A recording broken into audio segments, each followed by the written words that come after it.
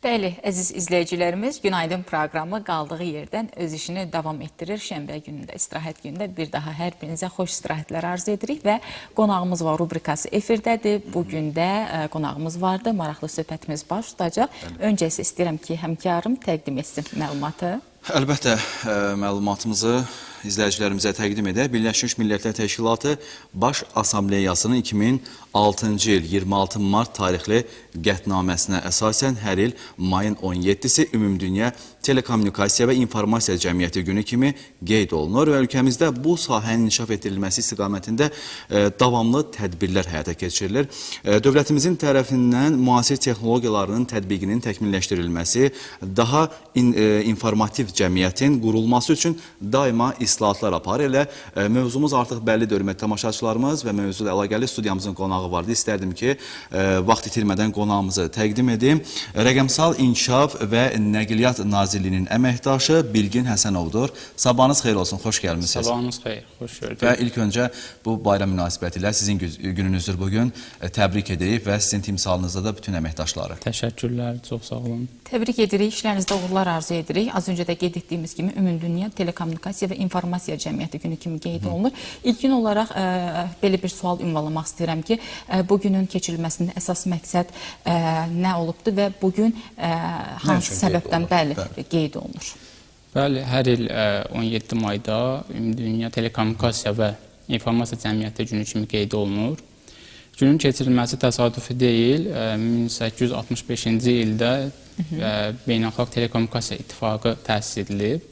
Bu günün də qeyd olunması həmin günlə bağlıdır.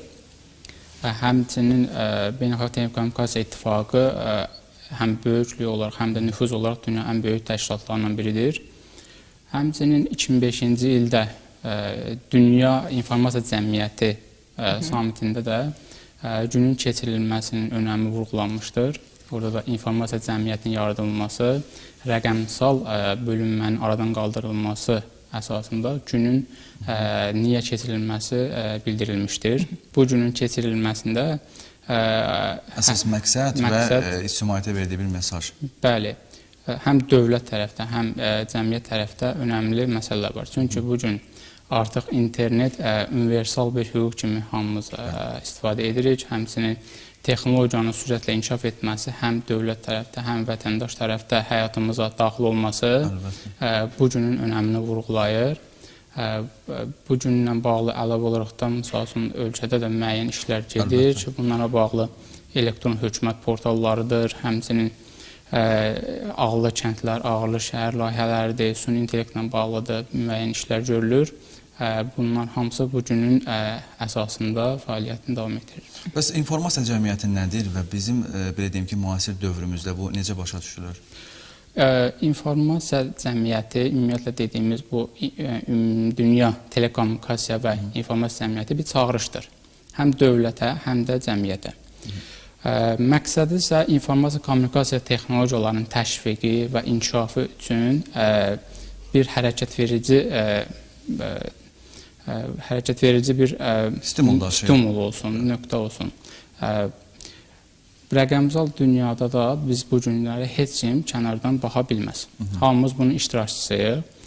Buna görə də biz artıq texnologiyanı ən uzqar yaşayış məntəqələrində də görə bilərik və burada da bu günün, bu cəmiyyətin qurulmasında məqsəd odur ki, bərabərlik aradan götürülsün. Burada həm kənddə yaşayan bir şəxsin də artıq texnologiyadan rahat istifadə edə bilsin, həmçinin fiziki məhdud şəxslərin də texnologiya əlçatanlığı təmin olunsun. Hər kəsin texnologiyadan istifadə etməyə əlbəttə ki, haqqı bir hüquq var. Bəli, texnologiya inkişafı həm təhsildə, həm səhiyyədə bizim həyatımıza artıq daxil olubdur. Buna görə də informasiya cəmiyyətinin formalaşması, rəqəmsal transformasiyanın artıq sürətlənməsi bizi bu günün əhəmiyyətini bizə çatdırır. Əlbəttə, biz həyatımızın hər bir dönəmində artıq elə bir dövrdə yaşayırıq ki, artıq texnologiyanın pik həddidir və hər bir anımızda, hər bir dönəmimizdə biz texnologiyadan istifadə edirik. Həyatımıza həkimdir bir sözlə və maraqlısı odur ki, ölkəmizdə telekommunikasiya sahəsində hansı yeniliklər tətbiq olunur, hər birimiz üçün maraqlıdır. Bəli, ölkəmiz də təbii ki, bu sürətli inkişafdan geri qala bilməz. Bununla bağlı ölkəmizdə bir çox istiqamətdə inkişaflar mövcuddur, amma mən müəyyən başlıqlar altında bir neçəsini deyə bilərəm. Buyurun.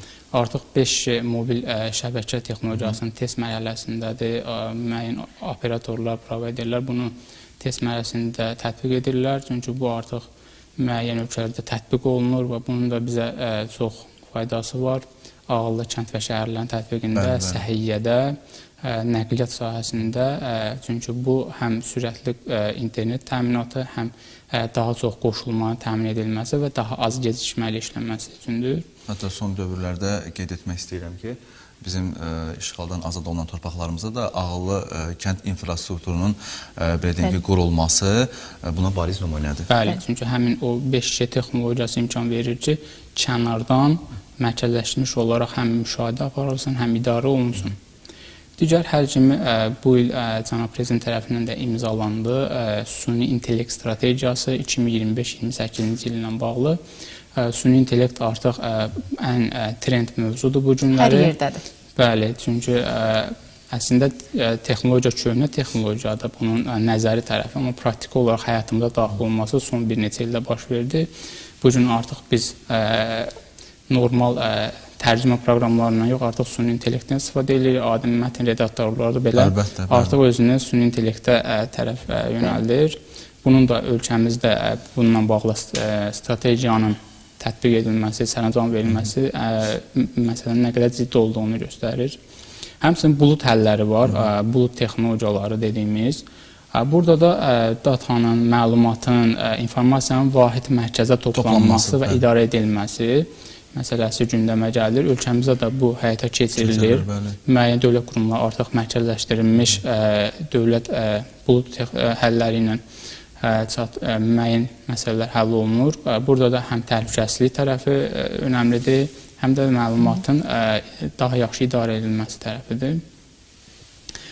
Bundan əlavə biz bayaqda dediyimiz elə internet, əşyaların interneti, o kəndlərdəki istifadə olunur, ağıllı kənd, ağıllı şəhərdir. Burada da artıq ölkəmizdə müəyyən təcrübələr var, həmçinin işğal olunmuş ərazilərdən, azad olunmuş ərazilərdən ki, kəndlərdə bunlar istifadə olunur. Ölkəmizdə artıq bunun təcrübəsi var, artıq bu genişlənir. Əlbəttə, son dönəmlərin mən qeyd etmək istəyərdim ki, ən qlobal problemlərdən biri də bu bank kartlarından pul vəsaitlərinin oğurlanmasıdır. Elə mən sualım... Hər kəsdə də narahat edən səbəblərdən biridir. Demək olar ki, hər həftə əlbəttə ki, belə bir kiberdələduzluq halları baş verir. Mən istərdim ki, sualımı bu yöndə sizə ünvanlayım.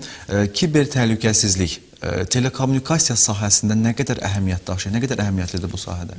Texnologiyanın sürətlə inkişaf etdirilməsi təbii ki, təhlükəsizlik boşluqlarını da bərabərində gətirir. Bu, həm texnologiyanın özlüyündə boşluqda, həm də istifadədə bizim texnoloji bilik bacarıqlarının az olmasından qaynaqlanan səbəblərdir. Bugün texnologiya, telekommunikasiya sahəsi kiber təhlükəsizliyi ilə bərabər addımlayır. Burada da ölkədə müəyyən strateji əhəmiyyətli işlər görülür. Ümumiyyətlə, kiber təhlükəsizlik sahəsində biz 4 mərhələdə bunu izah edə bilərik. Məlumatların qorunması. Bugün telefon danışıqlardır, internet trafikinin şəbəkədən ötürülməsidir, müəyyən məlumatların, sənədlərin şəbəkədən ötürülməsidir. Bu zaman nə ola bilər? Əgər o şəbəkədə trafiki kimsə görə bilirsə, artıq bizim məlumatlarımız oğurlanmış deməkdir. Bunlar da həm fərdi olaraq, həm də ki, dövlət əhəmiyyətli ola bilər. Həmçinin deyə bilər ki, xidmətin fasiləsizliyi. Bəzən biz hücumlar görürük ki, müəyyən qurumlara, təşkilatlara kiber hücumlar olur ki, həmin təşkilata, verdiyi elektron xidmətə əlçatanlıq olmur. Oradan məlumat oğurlanmasa da digərləri də istifadə edə bilmir. Həmçinin etibar və imic məsələsi var. Bugün qeyd etdiyiniz o bank kartlarından oğurlanmalar, etibarlıq azalır. Bu artıq ciddi məsələdir. Çünki həm dövlət tərəfdə, həm də özəl təşkilatlarda bu cür hücumlar olur ard-arda. Həm ictimai bir etibarsızlıq məsələsi gündəmə gəlir, həm də maliyyə olaraq həmin təşkilatların gerilənməsinə gətirib çıxaracaq. Əlbəttə. Artıq insanların etibarı həmin quruma qarşı bir növə azalmış olacaq. Bəli. Həmçinin burada milli təhlükəsizlik məsələsi də var. Kiber təhlükəsizlik ölkənin vətəndaşlarının fərdi məlumatları, həmçinin də dövlətin diplomatiyasına, iqtisadiyyatına və müəyyən təhlükəsizlik məsələlərinə görə həll olunmalıdır. Əgər xaricdən bir hücum baş verirsə, bu artıq ölkənin suverenlik məsələsinə qədər təsir edə bilir. Bununla bağlı Azərbaycanda ciddi işlər görülüb. Həm xüsusi rabitə və informasiya təhlükəsizlik dövlət xidmətinin yaradılması, elektron təhlükəsizlik xidmətinin yaradılması, kiber təhlükəsizliklə bağlı müəyyən qanunvericiliklərin formalaşdırılması, dövlət qurumlarının bir-biri ilə daha sıx əlaqədə fəaliyyət göstərməsi bu təhlükələrin qarşısını maksimum almağa çalışılır.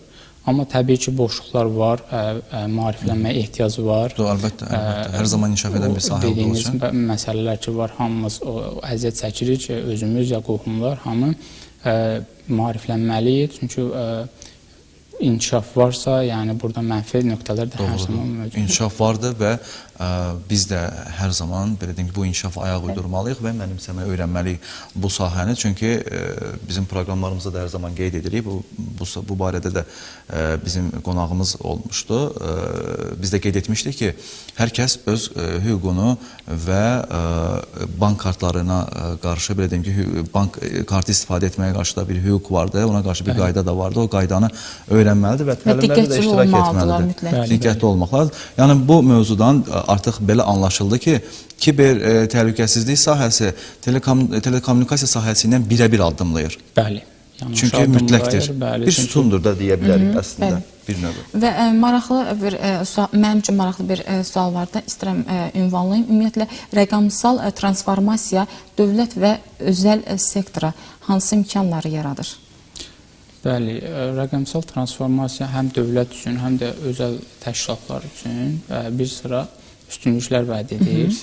Dövlət üçün desək, burada müəyyən mənada vətəndaşların misal üçün əlçatanlıq səviyyəsinin olması deməkdir. Artıq ki, biz xidmətləri ki, elektronlaşdırılıb, vətəndaşlarımız istənilən yerdən həmin dövlət xidmətlərini əlçatan ola bilər və o xidmətlərdən istifadə edə bilir. Bu da həm vaxta, həm də resurslara qənaət edə bilirik. Həmçinin elektronlaşmasının digər səbəbi kimi isə biz təhlükəsizlik məsələləri yenə gündəmə gəlir. Burada da biz datanın, informasiya, məlumatın toplanması dövlətin müəyyən qərarları vermədə daha dəqiq və çevik olmasına gətirib çıxardır.